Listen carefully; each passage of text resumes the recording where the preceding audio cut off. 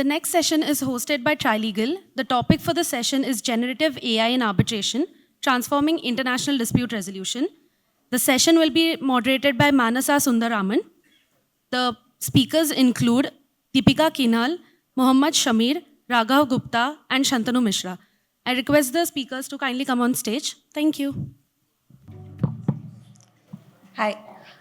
Hi, good afternoon, everyone. It's a real pleasure to welcome you all to this session of MCIA's India ADR Week. As Duhita mentioned, this session is hosted by Trilegal. I am Manasa Sundarraman, and I will be moderating today's panel on generative AI and arbitration. And we have some very distinguished speakers, and I will just get on to who the speakers are.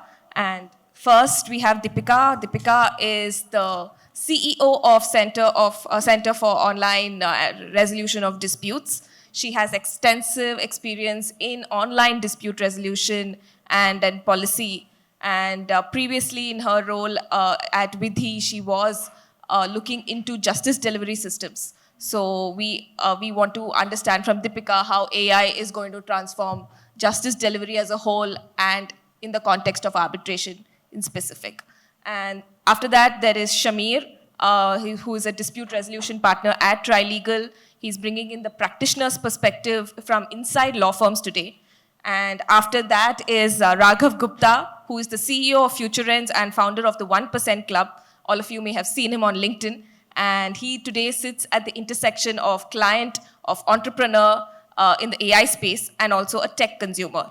Finally, we have Shantanu Mishra, who is a lawyer turned product lead at Lucio, which all of you in this room, I'm sure, has heard of, which is one of the very exciting AI startups that we have in the legal tech space today. And as part of his role, Shantanu is regularly interacting with law firms and lawyers to understand how to better develop that product.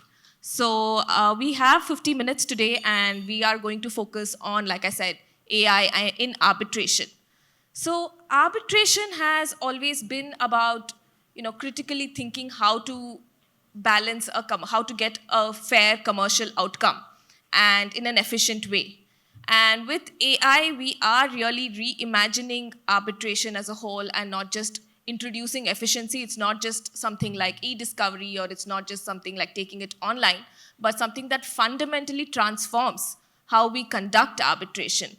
So we are no longer talking about just fast, or we're no longer talking about speed, but a transformational effect.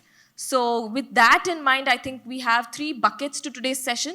First is the general bucket on the applications of AI. What could it be, and what is it going to be? And the second bucket that we have is the business side of things, I would say the people side of things. How AI really affects the practice of law, the practice of arbitration. And the third is, of course, as with any conference, as with any talk that concerns AI, we are going to be talking about the ethics, the governance, and the policy considerations when it comes to introducing AI in arbitration. So let's jump right in. For our first thing, we have, like I said, it's the application of AI. We are going to cut through the hype. And my first question is to both Shamir and Shantanu, is how is AI currently used in practice? I'm sure the audience is a mix of practitioners and of consumers, but as on date in 2025, what is the use of AI in practice, and how is it merely just summarizing things and lightweight things, or do you see actual application in the Indian context and in the international context? Where is AI being applied in an arbitration? Well, I think there are 2 parts to your question. One was, is AI doing any of the heavy lifting as far as arbitrations is concerned, or is it all lighter legal support sort of tasks? On the heavy lifting front, I think where we are seeing AI being deployed even within our own firm is with discovery, evidence management, and basically managing large-scale documents. So essentially, if you talk about a decade ago, what we as practitioners would do is, especially in large-scale arbitrations where there are multifarious claims with claims under various different heads, there was no other way or no other shortcut but to sit down, read each and every document, arrange it under different buckets, and then essentially see what is the data that I actually want to use for the purposes of the arbitration. Now, on the heavy lifting front, I think this weight has essentially been taken over by AI. The ability of AI to seamlessly sift through tons of data, categorize it under different buckets, and especially in those scenarios where in every arbitration, all of us have seen it, right? The needle in the haystack problem, which is you've read this one letter in the 20,000 letters that you've read, which is saying that one particular thing, but for the life of you, you're not able to find it. So I think AI manages to do those kind of tasks really well, where you can essentially prompt AI to, with a certain set of specific prompts to say this letter in generally this chronology, written from this person to this person, which is loosely saying this. And I think AI does a good job of pulling out that exact letter. So I think on the heavy lifting front, this is what AI is actually practically being used in arbitrations, even within our own firm. On the lighter side of things, of course, you're arranging documents in a chronology, you're generating a chronology, which essentially forms your foundational level sort of work when you commence any arbitration. I think foundationally, these are the two large buckets in which AI is generally being used in arbitrations. Shamir has very rightly pointed out that it's a mix of both, which is heavy lifting and lightweight stuff where AI is being used for summarization. And it has become much better in terms of those lightweight tasks. For heavyweight tasks, we, as Lucio, have seen AI being used in identifying the right precedents from a humongous set of case laws. So earlier, when this process was entirely manual, even one or two precedents that would suit the purpose for the case would be enough. But how AI is trying to change the process of the practice is it's shifting to, let's say, 20,000 arbitration awards or court judgments and bringing those 10 most relevant judgments for you. Now the ambit for the lawyer has become even wider. Now you can take a better call by looking at all these judgments instead of just jumping on to first or the second one that you found. This is where the process of the practice is slightly evolving, but I feel that AI is still not that mature in the legal space right now where it can change the practice of law itself. Thank you for that, Shantanu. Sorry, if I could just add, I think, just one point. So essentially what we are seeing is AI being used in the foundational stages of arbitration, right at the beginning. And as you progress with the arbitration and get into more advanced stages of evidence and arguments, I'm not very sure AI has much of a role to play today.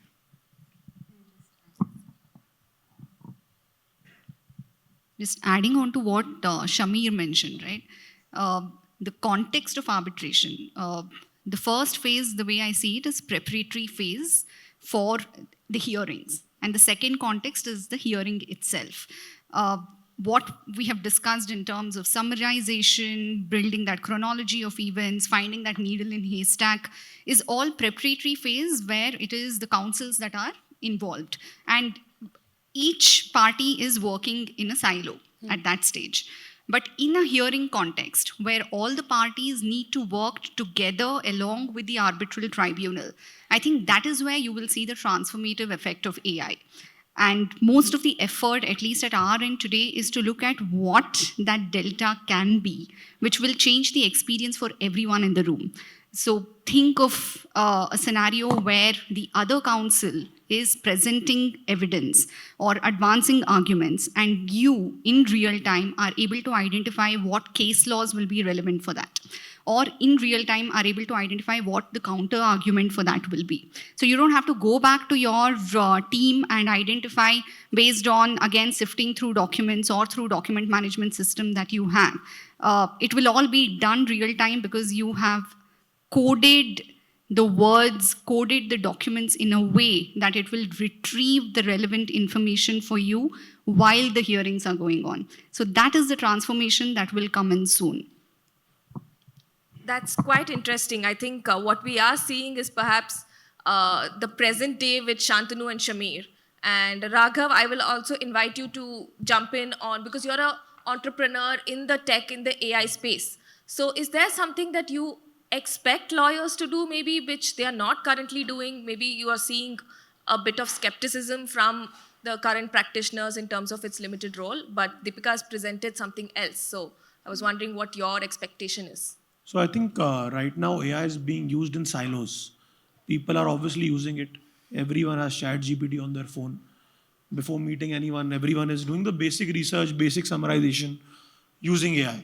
But is it embedded in your workflow? I would say I would not find any lawyer who will tell me that it is part of their workflows. So ideally, the workflow definition is what is firstly very important. Once the workflows have been defined, you need to build an engineering layer, which can be a no-code engineering layer once that workflow is defined. Because the auditability and the governance of what the output is coming from AI is something that you don't have 100% surety on. And that can only happen if there is a core engineering layer on top of it. And that can only happen if you have a workflow defined for it. So I believe the challenge right now is that there are no workflows defined. People are using it in silos. I think for law firms, for lawyers, anyone who becomes AI native before others will definitely see that their margins expand. They will definitely see the output they can deliver in a shorter span and still charge in hours, billable hours, for as long as they can. They will still do it. So yeah, I think workflow definition is the challenge. I think all the lawyers here are salivating at the prospect of increased margins and better billable hours. But the skepticism is not unfounded. You know, there are public instances, but even private instances where we are really laughing at what AI is throwing up at us. So any examples come to mind, Shamir? Shantanu? Some adverse feedback, if I must say. Well, I'd be really surprised if even within the audience I meet one person who's not seen AI throwing a judgment at them which doesn't exist. So I think that's something that all of us have seen. But I think within the specific use case of what we are using AI for, which is document management and your chronology of events, we've also had instances where, of course, I look to Shantanu and Raghav to educate me later on about why this happens. But there are also instances of where AI hallucinates and creates a date and an event that really doesn't exist. This is where I think I've seen the most amount of errors. And of course, we are going to speak a little more about that in terms of what is the role of the current generation lawyer when faced with, in terms of using AI, when you know and realize that AI is capable of making these mistakes, how do you make yourselves relevant in that context? But I think largely these are the two areas where I've consistently seen AI make some mistakes. So I have always found generative AI to be a people pleaser, where if you ask it for an information that does not exist, it finds it very hard to say no and just tries to make it up for you. So from an engineering perspective, from a product perspective, it is very important that we put appropriate guardrails, that such situations do not occur when generative AI is being used. And as Samir definitely said, auditability and verification by every lawyer is a must given the technology where it stands right now. Yeah, I think that actually brings us quite seamlessly into our next segment, which really talks about how AI is transforming practice. So every day on LinkedIn, what I see is this law firm has adopted this AI tech. There's a pilot being run by this law firm with this tech. So in terms of, I think what every law firm is fundamentally looking for is a proof of concept, right? Does this work? Can I integrate it into my workflow? And they are also looking at what are the guardrails that they would want to do. So Deepika, because of your experience in generally online dispute resolution and legal tech, would you say that AI is unique in the sense that maybe law firms were more amenable to other types of technology much faster? Or is AI just yet another thing? Are they onboarding AI with similar enthusiasm as any other technology? Is there a uniqueness to it? Yes and no. So in terms of, I think, the ease and speed of adoption, that is definitely at a much greater level with Gen AI tools in comparison to anything else that has been introduced to the legal sector specifically. Be it ODR or e-discovery or even transcription, It took us a lot of effort to, one, educate, and two, to ensure that they see value in terms of efficiency and in terms of the kind of value that they can give to the clients themselves. But the reason why I think there has been an increased adoption is because I think the barrier to entry itself is very low. You don't need to start using Gen AI by creating a separate platform. You don't need to really revisit your workflow to start experimenting with Gen AI features. You just need to, be able to type in the chat box and it will give you something that you can run with.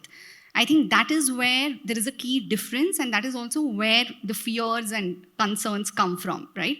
Every individual lawyer, with or without permission, with or without guardrails, can start using multiple Gen AI models that exist today. As opposed to everything else that has been introduced in the legal tech sector, where we had to have a policy coming from the highest levels for anyone within the firm to start using those tools. It can be e-discovery, or even in the case of transcription, translation facilities, you need to have the permission of the arbitral tribunal, you need to have the permission of the counsels for that to get embedded in the process of disputes. But here, each to their own, and that is where the fear comes. So yes, while the speed of adoption has been definitely greater, I think what has been incredibly slow, and that is where the concern arises, is creating those policies around this adoption. Institutionalization of Gen AI tools. That is where it has been the slowest. We don't have, as much as you say that law firms are announcing pilot projects, announcing experimentation with different kinds of models out there, do they have an internal policy which is actually getting enforced amongst their junior associates or even at the partner level, where you can say that, okay, this is definitely in the gray area. This is something that my partners will never agree to do. There is no visibility because, as Shamir was saying, it is something that everyone is already doing in their individual devices. So yeah, there is increased adaptation, but slower institutionalization, and the institutions and firms definitely need to catch up. I think this leads me to my next question, because what Deepika said is one thing that really stood out for me is that there is a low entry barrier. And that's echoed by Raghav also, who says everyone has ChatGPT on their phone. So when we say AI and arbitration, is that something that it's a category that we are creating ourselves maybe? Do you see AI being equally adopted in other forms of dispute resolution, say criminal law, family law? Or is it only because the commercial bar is maybe faster at technology? I don't know. So are there some underlying assumptions that we are making by making this category in the first place? Shantanu, I was hoping you'd... So I feel there is, in any disputes related practice like arbitration or criminal law, there is a lot of subjectivity involved in every matter that you face, right? And the preliminary steps are not that templatized as you would see in other practice areas like capital markets or M&A. Hence, there is a little hesitation, I feel, from the lawyers end in adopting towards usage of Gen AI in arbitration practice. But I feel, given that it is a very document-heavy and document-dense practice area where you are dealing with thousands of correspondences in a railway or NHAI arbitration, or multiple evidence files that have been dumped by the opposing party, where you have to identify the right email, as Shamir said. Gen AI can be very well integrated in their workflows for at least these tasks. But again, then the question comes of how reliant is Gen AI? The skepticism arrives from that. And in Gen AI's defense, I would say that not every time is the hallucination because of the fault of Gen AI. Sometimes it is the other technologies that are used by Gen AI platforms. For instance, as an example, one complaint that we had received was that in the Ambuja Cement CCI case, it had wrongly identified the maximum penalty that was imposed. So we started off the investigation as to why that happened. And we found that, yeah, the answer was wrong. As consumers of AI, it is apparently written in front of us on page, let's say 120, but AI has not taken it outrightly. Then we found that the OCR pipeline that was used to extract text from that document had actually not extracted it well, and the faulty data was fed into the LLM, which again gave the answer wrong. So, and most of the situations where hallucinations happen, one is without guardrails. That is a different thing to talk about, like chatgpt.com. But where there are Gen AI tools where guardrails are already in place and hallucinations still happen, it might be because of certain other technologies that are being used. So I think lawyers need to be educated a little more about how Gen AI is working and should be used, which will drive the adoption even more. But right now, I think due to the skepticism, the adoption is not that much. So I like the example that you gave me, and I think we'll run with it, where you said that the maximum penalty in a particular case had been misidentified by AI, right? So if my junior associate did that, you know what, how I would approach the problem is say, okay, where did you start with? And I would sort of go with their thought process and train of thought with them and stop them where they're making the mistake, where they say, you know, I access this source. So, but with Gen AI, fundamentally, if I have to train it, I probably have to come back to you, right? So I think that's the adoption dilemma that we all have. So Shamir, I want to talk about your experience in terms of, is it easier to train a human? Like, you know, because every year we do have fresh grads and like enthusiastic, young, bubbling people who are really, really smart. And there is, now with Gen AI, there is that whole apprehension about, okay, so what are we going to do now? And how do we train our lawyers now? I think that's a question that we all have. Okay, before I answer that, whatever I'm about to say next are my personal views and personal views alone.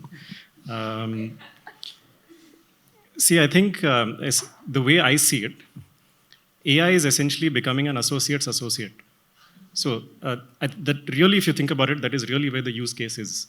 It is not going to make an associate obsolete. It is only going to assist an associate. And by that, what do I mean? I'll go back to the example that I quoted right at the beginning, which is, let us say a list of dates is generated by AI. Someone needs to sit down and actually verify it. Now, that first level verification, obviously only an associate will be able to do. So therefore, it's just about how we as a practice evolve in the face of AI that is there, of course, to assist lawyers. Now, but the only caveat I would add here is anybody who's reviewed anybody's work realizes the kind of attention to detail and attention span that is necessary to be able to sit down and meaningfully review it. Now, given our short attention spans, and of course, I mean, see, I can speak for myself, right? When I started off just a couple of months into the profession, my attention span was definitely not, I mean, my attention to detail and my attention span was nothing extraordinary.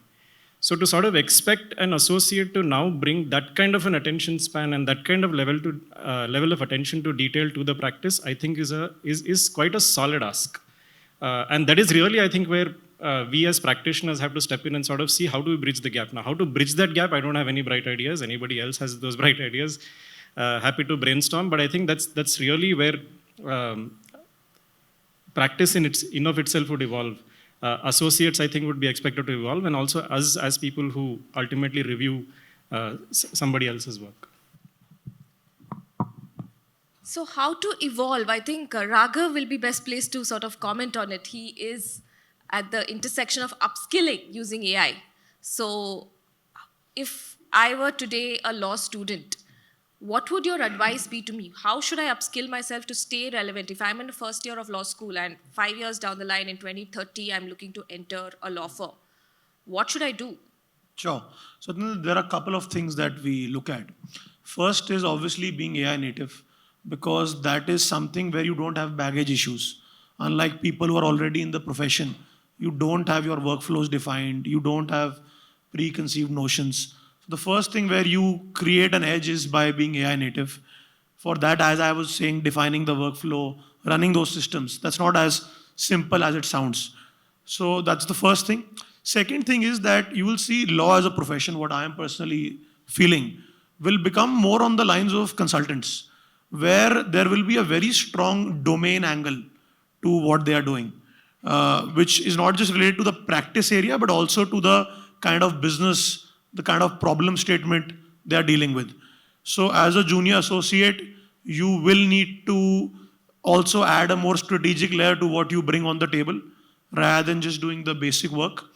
Third, I think, is access, because the number of lawyers that would be required, or any profession that would be required in knowledge-based economy, those numbers will not disproportionately increase as per the GDP is increasing. It would, I would not say remain stagnant, but would not increase in that proportion. So what that means is that people who know the right people, people who have the right access, who are in the right rooms, they will have a disproportionate advantage, because the economic value would be in proportion to the GDP, but the economic value will be getting distributed in lesser number of people as opposed to the traditional norms. And for access, what I tell everyone is to build a personal brand, where content plays a big role, where thought leadership plays a big role. But just to summarize, being AI native, because that's where the incumbents are at a disadvantage. Second, add a layer of domain expertise, which is beyond just the area of expertise you are dealing in. And third is to build a brand where you should not be known as an associate of a particular law firm. Long term, you should be in a position where the law firm sees that you coming there adds some level of credibility, some level of clientele to it. That's valid career advice for all of us. But to say how, you mentioned that even a young associate, right, is no longer doing just the grunt work, because grunt work has their associate, which is AI. So what should you value in a young associate? Shamir, I think that's for you. And Raghav, for you, what do you value in a lawyer now? Say a young lawyer, right? And how do you say pay them? So I think this goes back to this question of billable hours and things like that. So how do you assess that value that an associate is pulling in? So I think right now, when you look at the value a lawyer or a law firm is giving you, it's very easy to just say that they have the credibility, they will do, the devil is in the detail. And when you work with better quality of lawyers or better quality of firms, there's a lot of detailing in what they do. As we go forward, detailing will become something which even mediocre law firms or lawyers will bring on the table. What will be of value is A, their ability to articulate, how well they are in terms of articulating, how well they are in terms of speaking, in terms of arguing. Second is, in some shape or form, their domain/business expertise. Because every business that is your client will have a very unique problem. And understanding that problem may not be something that just you can Google or go on ChatGPT to know about. It's more your reflex, more your gut, more your intuition about that particular business. So I think for me, the way I would value is that how much do they know about the kind of work that I'm doing. Second is their articulation. And third, obviously, is the speed, because now everyone has become very impatient, where you assume that whatever you discuss today should be done in 24 hours. Doesn't matter how big or small the work is. I think Raghav's covered it, but I think I'll just quickly make two short points. Of anybody who's entering the profession, I think attention to detail is indispensable. That's really the foundation, and I think that no AI, no tool, it's something personal to you. You either have it or you don't, you either bring it to the table or you don't. So I think if any person who's able to, at any level of seniority in the profession, bringing that attention to detail. And I think second is, of course, in this profession, whatever it is, grit matters. So bring that grit to the table. So of course, I mean, all I'm trying to say is I think there's something fundamentally very human about our profession, which no AI can bring to the profession, to the table. So essentially, I think where an associate can really bring value, in addition to what Raghav said, is bring those fundamentally human elements to the table that I think, despite no matter how no matter what you do, these are not aspects that you can train into a person. So I think that's pretty much it. And just one thing to add, right, on the business model. If you see how insurance is underwritten, they have multiple variables in which they assess the risk, they assess the downside, the upside, and that's how they price a premium. I believe long-term law firms also will start having some mathematical model looking at the kind of business they are evaluating, the kind of problem statements they have, where they will be able to factor in that this is what my retainer would be. Now, आप हमसे 4 चीज़ें और करा लो. You make us do 10 more things, doesn't matter. But this is what our retainer would be, and there will be more outcome-based pricing. But I would look at insurance industry as a better comparable because there is a lot of variability to what eventually happens. So this outcome-based pricing is interesting because that's not something that we have in India. How are we going to, you said that, we are going to perhaps look at what this advice is valued by our client, right? So if they're doing an M&A deal that's worth X, then we say a percentage or something like that. Deepika, do you see that as a realistic transformation in maybe 20, 30 years? Will the BCI sort of change, or 20, 30 years too long? Yeah, in the era that we are living in, a decade is too long. I think almost on a monthly basis, we are seeing innovations that is likely to not disrupt, but challenge the status quo for sure. So tying in what we were discussing with respect to what our associates at various levels will be doing and how maybe the policy will have to play catch up there. I think one thing, as we also discussed, is that with litigation or with any disputes context, it is the nuances that play a key role. Right? While Gen AI is fantastic with volumes, what we really bring to table as professionals is that nuance, that understanding of comparable documents. And that is the value add that any individual will bring to table going forward. And that needs to factor into the expectations that we set for the associates as well, right? Certain tasks will be taken for granted. As opposed to, say, what was there a couple of years ago, where even an associate who could create that detailed memo for the partner to refer to had their value. But today, you know that that is something that can happen at the click of a button. But based on that memo, what are the arguments that you are suggesting? I think those are the kind of skill sets that will become a lot more valuable.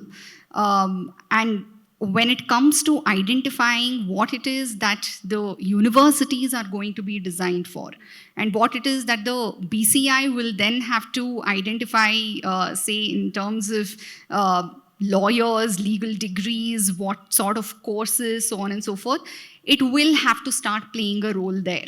And we are already seeing that universities are adapting, thankfully, the kind of courses that we have been invited to offer, be it with online dispute resolution or be it with identifying what sort of tools to integrate into ADR courses itself, be it data crunching, be it research, how to use the hyperlinking modules to help you get the right answers at a quicker pace.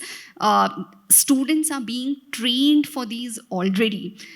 So my fear is actually more for the partner level, lawyers, because they will find that there is a huge difference in terms of the skill sets that the new generation of lawyers will bring to table. They will come in with as Shantanu was saying, that AI native capabilities, a question that a partner will pose will no longer even seem relevant because it will take them only a few seconds to answer that. They will be adept at coding. So lawyers, we are now used to reading through the statutes, reading through the case documents, but you will have lawyers who will know coding to get you the right answers. Right? So that is the next generation that we will have to prepare ourselves for rather than the other way around. Sorry for a little bit of scare. Very instructive. And I want Shantanu to jump in here. Is like Deepika mentioned, perhaps a 2025 graduate has the skill set that is needed and is working with someone who's graduated in 2000. But the 2000 person is the decision maker, right? So how does that affect your business? How are you able to convince someone who is perhaps not that sold on it? And do you see a generational sort of a shift? And I also want to add in terms of adapting, does institutional pressure from top matter, or is adapting happening at the grassroots level without, say, the managing partner's involvement?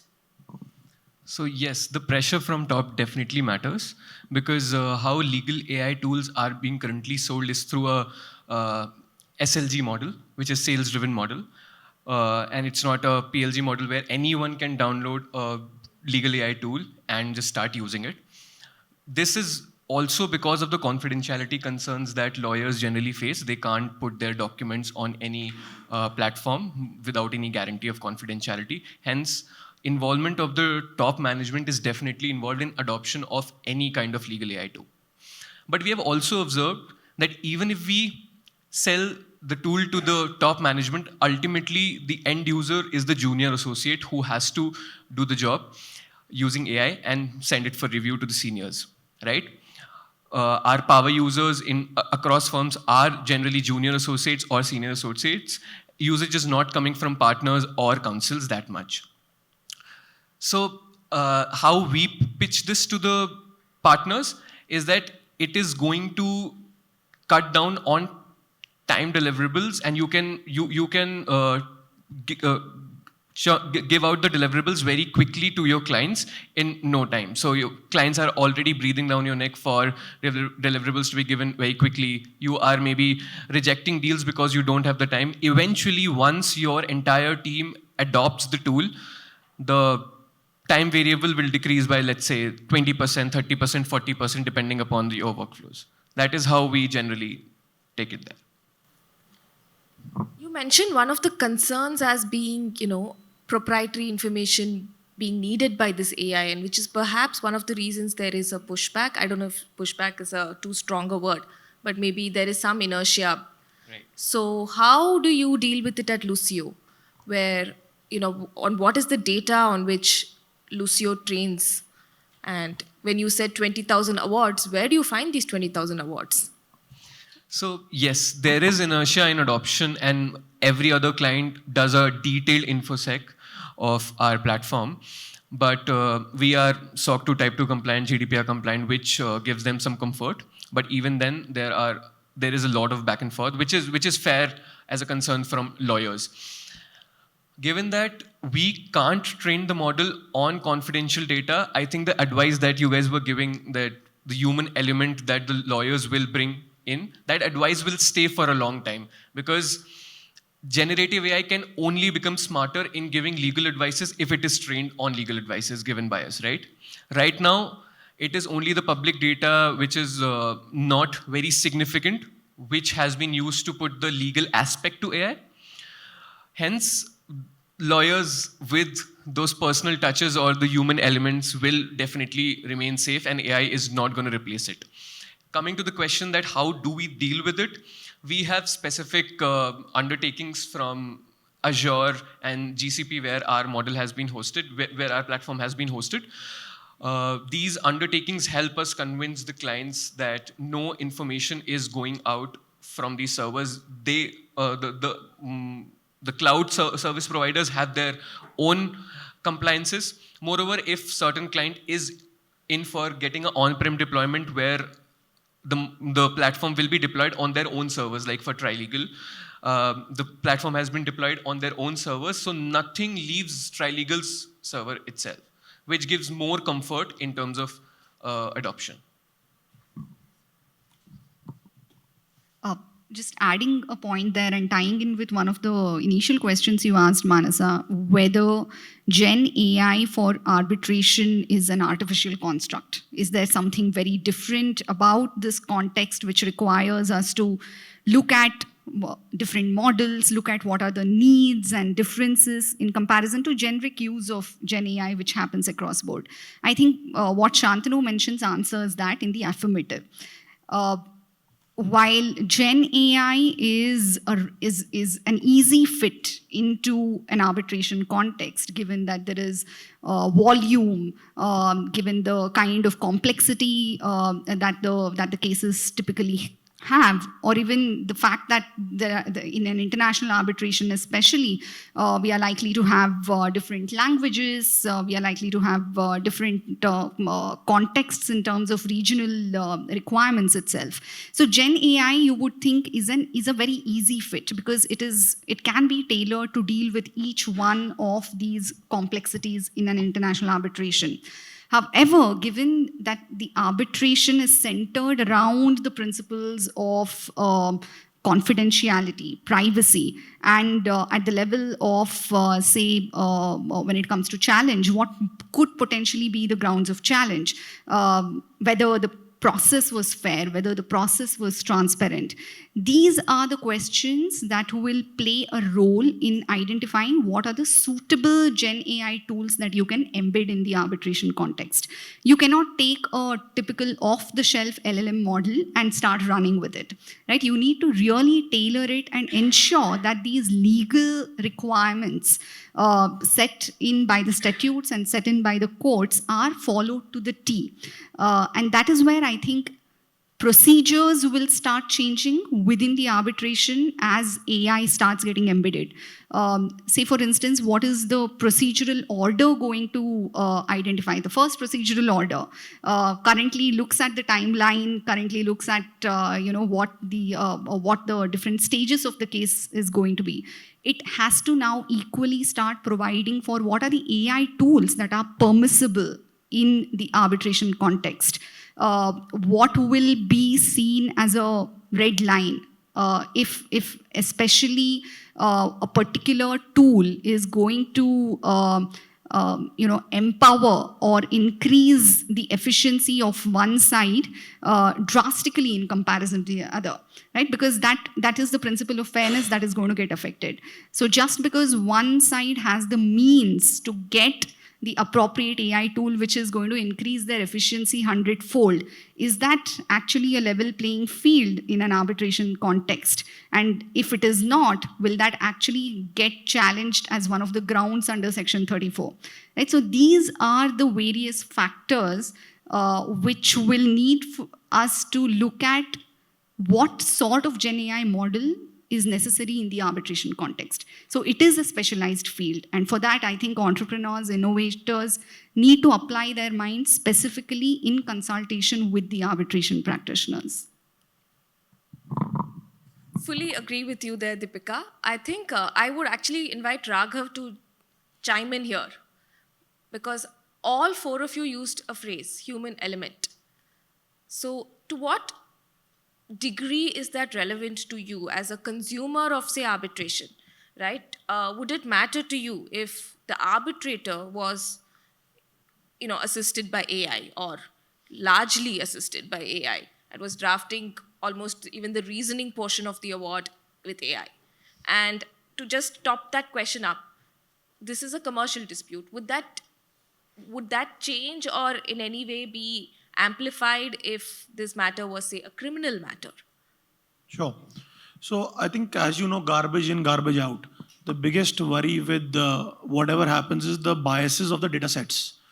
So if I am on one side, my biggest worry would be I want to understand what is the core data set that has gone into training whatever model is giving the output.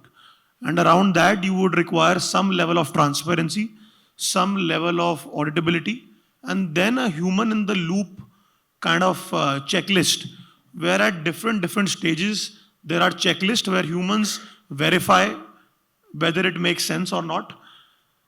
Obviously, with respect to the costs, it will take the cost down. So as a consumer, as a client, I would like that. But as a client, I would also want to ensure that it should not benefit the other party more. And from that angle, the core data sources, where they are coming from. And the problem there would be that the other party also would have a say in that.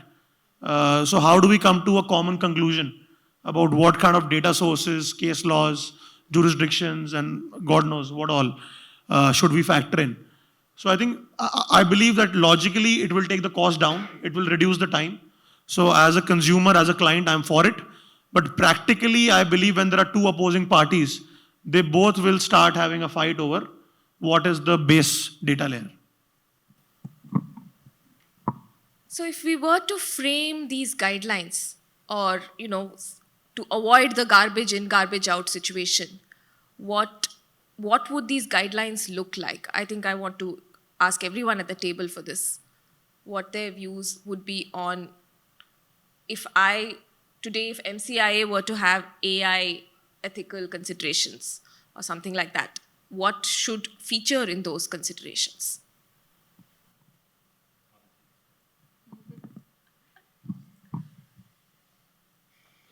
I think we are seeing a few, referral guidelines at least coming out from different parts of the world, right? Courts to certain international arbitration institutions are taking their first cracks at coming out with their AI policy. At least the ones that I have seen appears to be too basic. This is because I'm also seeing the kind of drastic developments that are happening on the innovation front, which these policies do not account for yet. However, some of the most foundational requirements of any AI usage policy would be to ensure that the concern regarding confidentiality is taken care of. It should definitely state very categorically that neither of the parties or the councils are going to be using publicly available AI models for any activities concerning that particular arbitration. So there are two layers of checks that are necessary, right? One at the institutional level and second within the context of that arbitration. At the institutional level, there can be general guidelines to state that even on the case management side, where it is maybe the tribunal secretary individually or the registry within the institution is not using generic AI tools to help them with their administrative tasks. And this is where institutionalization of AI tools become important. So one is the commitment that the institutions, say such as MCIA, shows that they are going to embed any AI tool within their workflow, and they are going to be transparent about it.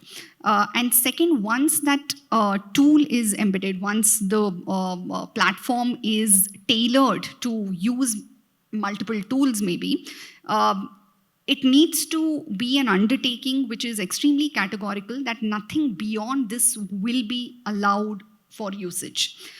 And once you go into specific arbitration context, there needs to be an increased effort by the institution to sort of train the arbitral tribunal to state that they are going to receive commitments from both the parties that these are the list of AI tools that will be used for this particular arbitration and nothing else. Because that, as I said, features into not just the requirement of confidentiality, but also the parity between parties. And if these are baked into guidelines, I think it will give a lot more comfort to clients. And it will also take care of subsequent consequences in terms of challenges to awards because of lack of procedural integrity. So, Deepika, you spoke about both sides using and the institution using. I think the one big question is, what about the arbitrators using? And you had, hinted at public policy and due process considerations. So, Shamir, where do you think Indian courts are going to draw the line in terms of AI-assisted arbitrators? See, I think assisted is fine. I don't think anybody has a problem with AI being an assistant to anybody. And I think if you just see the way AI is being adopted pretty much by every major firm, I think there's no resistance to adoption of AI as well. So if you talk about it till the extent of AI being an assistant, I don't think there's any problem at all, be it in an arbitration context or any other context. I think the challenges start coming up only when you sort of start using AI to replace reasoning. And essentially, I think moment you have, let us say, a completely AI-generated award, which gets into not just considering arguments of counterparties, but also reasoning out the award, and ultimately arriving at an end conclusion, I think you fundamentally have a problem. That I think Deepika already touched upon those aspects. If you have that kind of an award, I think it's fairly a no-brainer to sort of say that it's definitely in the teeth of a couple of provisions under Section 34, and therefore requires to be set aside. But I think just in terms of, I mean, even awards, do we have awards that are being set aside which are not AI assisted? Yes. So if, let us say, an arbitrator were to use AI to generate an award end to end, but really apply his mind to that award and say, okay, I agree with this reasoning and I think the reasoning is sound, do you still have a problem with that? I mean, again, this is, I think, a very subjective view, but I think as long as that human element is involved, in terms of human oversight to say that this conclusion is sound, and I think this is something Raghav was also mentioning, as long as I think we are sure that the conclusion is sound and that there has been human oversight over reaching that conclusion, I don't think there's any problem even in terms of, challenge to an award. So we've seen awards being set aside because of cut, copy, paste. Would you say that the same judge would perhaps be okay with AI-assisted arbitrations? Because I would imagine that if I could Control-C, Control-V from first award to second award, and that award is getting set aside, then perhaps I agree with my brother, AI is perhaps not going to cut it. That's actually briefly what I was trying to refer to when I said, have we seen awards written entirely by humans being set aside without really getting into a copy-paste? But as I said, I think, see, again, the reason why you fall to copy-paste is because there's no application of mind to it. There's no human oversight in it. There's no application of mind to the conclusions in it. And that's basically it. See, if just in terms of how, and I think Shantanu will, of course, have a lot of ideas on this. And I'll borrow what Raghav also said, garbage in, garbage out. If you interact with AI in a very summary fashion, where you say, where you don't give it enough context, enough information, enough input, it is obviously going to give you a very vague sort of unthought of answer. But just imagining it from my point of view, if I'm able to tell AI that I've gone through all the documents, this is what I see, these are some of the conclusions I want to reach, and I want to use this foundationally, these documents and these principles to be able to reach that conclusion. Can you generate an award? What's wrong with that? So I think there's absolutely nothing wrong with AI. It's again something I said right at the beginning. I don't think fundamentally anything wrong with AI assisting arbitrators in writing awards as long as that human oversight and human intervention exists. Doubling down on the point that I made previously, I think the question is, where is the arbitrator uploading these documents to give him that first cut of awards? That, to me, is a critical question to ask in the arbitration context. Using generally available public models is what has become the norm now, and you don't know when it will come back to bite you, right? Maybe nobody is currently asking ChatGPT for specific disputes using specific names. Tell me if there is any information on these parties available in your database, right? But if that question were to be posed and some associate or even an arbitrator has given that data to your publicly available LLMs, then it'll get thrown up as one of the answers along with a source also, if it is a paid model that you're using. And that is my fear. So while, yes, assisted summarization, assisted award writing is the most practical usage of what AI can provide you in the disputes context, how are you ensuring that these AI tools are definitely not going to be using that database to train, or you are providing that database for public consumption at large? And that is why you need to ensure that there is a policy that is driving the usage of AI in arbitration context.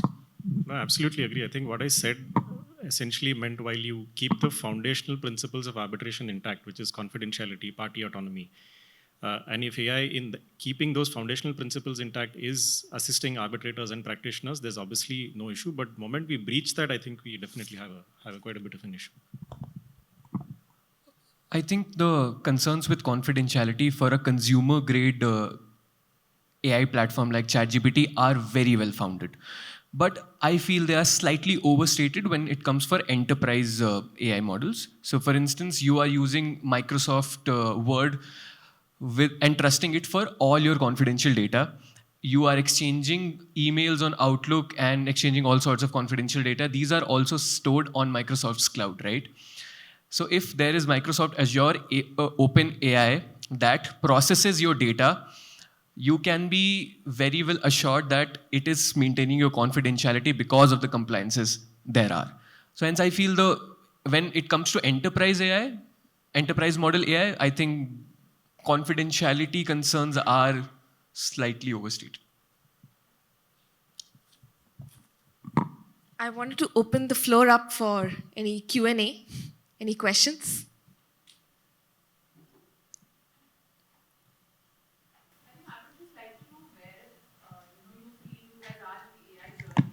How much time do you think, say, the associate is gaining by using AI tool? Or, just happy to hear maybe Shantanu and Shamir, your perspective specifically. Do you feel it being used more extensively than, say, in some of the other sectors? I'm just happy to learn on that front. See, I can speak of usage within our own firm. 97% of the associates are using it. So at the associate level, I think this is also something Shantanu mentioned. At the associate level, the usage is extremely high, because I think just giving again a very personal example. Back in the day when in 2012, I'd have to physically read the document, put my finger on a keyboard, and painfully type out a 100-pager list of dates. Now AI can just generate it for me. And from an associate's point of view, then the job essentially becomes sitting down and verifying whether what it is saying is accurate, whether the descriptions are accurate, and making some tweaks here and there. But as you go up the ladder, I think the usage levels drop for a very obvious reason, which is as you move up the ladder, you are doing a more supervisory function as against a function that AI is, as of now at least, in terms of a product offering, is providing for. So I think just in terms of usage statistics itself, at the associate level, it's above 95%. See, that's debatable. So as I said, see, there are several layers to this in terms of when it actually saves time.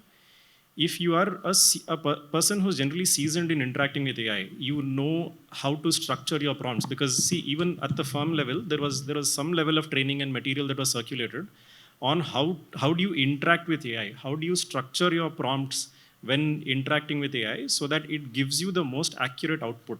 So the first level of, I think time saving happens if you as a person are able to appropriately interact with AI, key in the right kind of input, key in the right kind of prompts. Now, the moment that doesn't happen, you don't get the kind of output that you wanted. And I think it's actually to sort of then sit down and fix the mistakes that the output has made, you'll end up spending a lot more time. But again, I think this is again very personal. Simpler briefs, for example, which are not very voluminous. And I'm stepping into, and this is personally where I find AI to be very useful. And I'm stepping into a meeting and I have no more than half an hour to prep for that meeting. And I want a quick summary of what the client is trying to say and what are some of the potential problems that the client might be facing. There, I think the mileage is immense, because what that is acting as is essentially a launch pad for the purpose of, having that meeting. But again, anything deeper in terms of actually arriving at conclusions, strategizing, taking a particular direction in terms of conducting a matter versus the other, I think as you move up the ladder, the use case is not that high.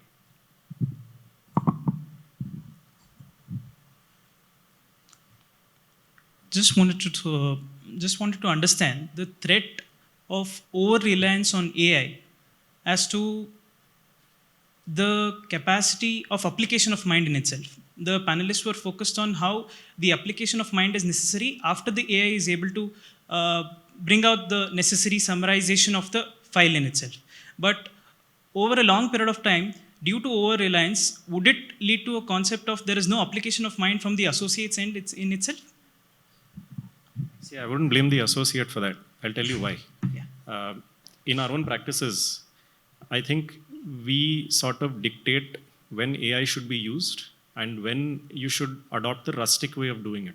Because there is definitely some benefit there. I think, call me old school that way, but the old school way of doing it, reading a brief and preparing for a hearing, there is definitely some benefit to it. And I think that is really where I personally have developed, my own abilities in terms of application of mind and critical thinking.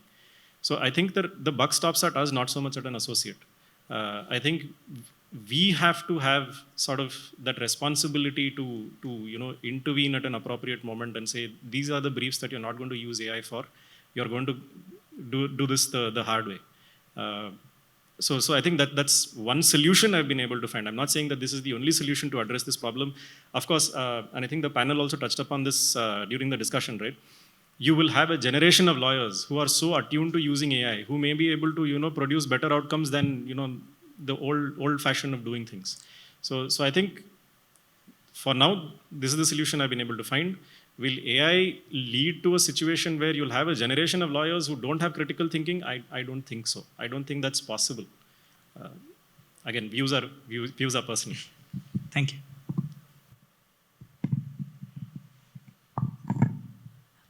Since we are aware that job market is being affected by using AI, I wanted to know how much role it will play in affecting the role for lawyers. That you said that 98% of the associates are using AI. So will it reduce the volume of recruitment in your law firm for the associates? I think it's been more than a year since Lucio was implemented within the firm. We have not seen a drop in numbers. We have only seen an increase in numbers. And as I said, AI is essentially, the way I see it, is an associate's associate. It will, at best, help an associate figure out some answers quicker, generate some summaries faster. But are we today, as you and I are speaking, are we at a place where AI is going to completely replace an associate? I don't think so, because I would still need an associate for that overwatch. And in terms of, I think it goes back to the earlier question in terms of, does AI save time? There have been some instances, I'm not going to make a generalized statement here. There have been some instances where the job of verification actually took longer than doing it the old-fashioned way. So I don't think we are, at least as we speak today, at a point where AI is going to significantly bring down numbers in any law firm. Generally speaking to fellow practitioners, I don't think anybody has this thought in their heads at this point of time. I don't think anybody thinks associates are dispensable and you can essentially make do with AI. I don't think so. I don't think it's going to, at least in the near future, result in a substantial drop in numbers.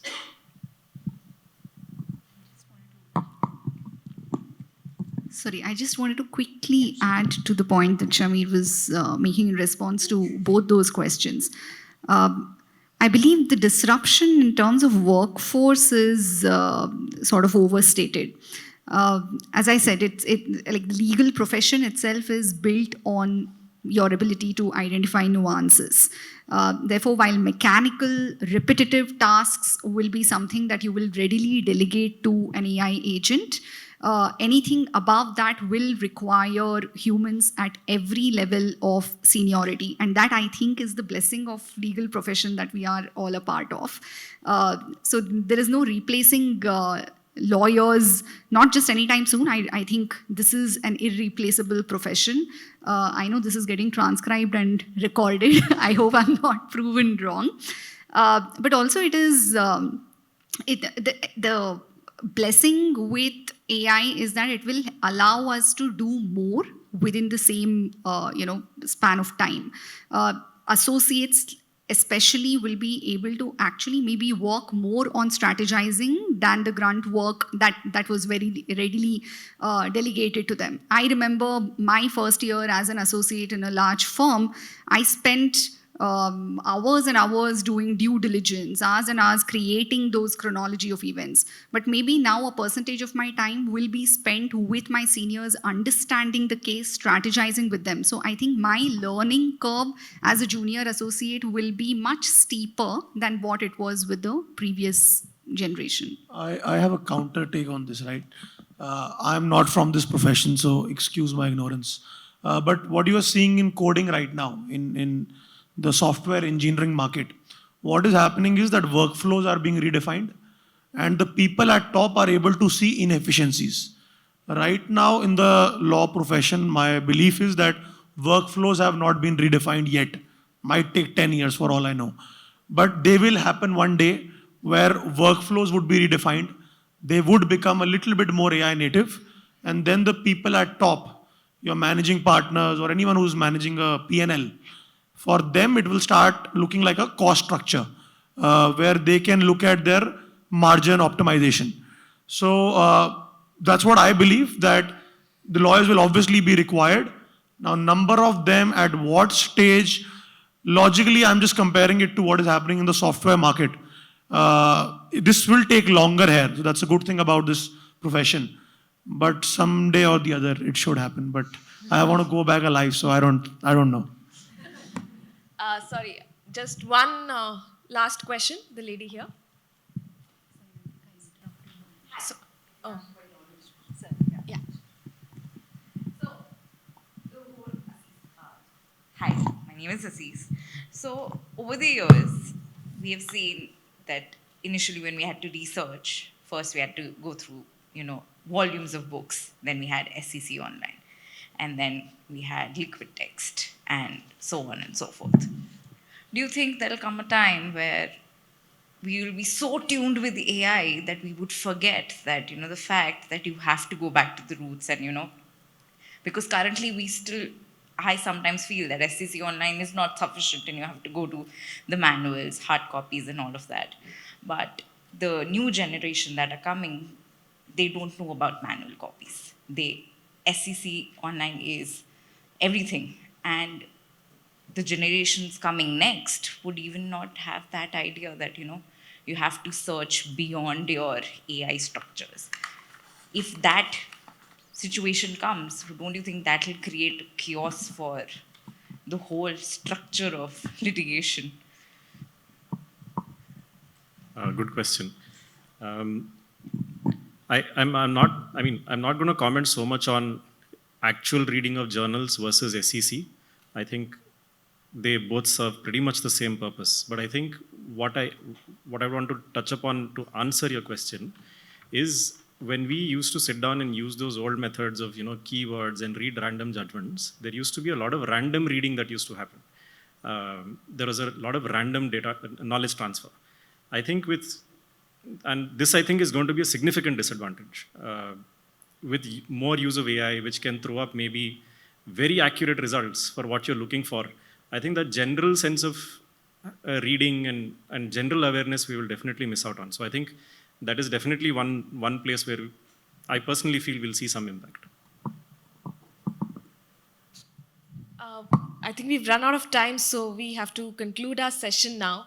I would like to thank our panelists. I think we've all arrived. I think all of us here are enthusiastic adopters of AI, and while there is a bit of caution, I think most of us see this as being inevitable and are looking forward, I should say, to embrace a future with AI. So thank you, Shamir, thank you, Deepika, Raghav, and Shantanu, for all your insights and for being part of this conversation. We can take the further questions in our networking outside. Thank you.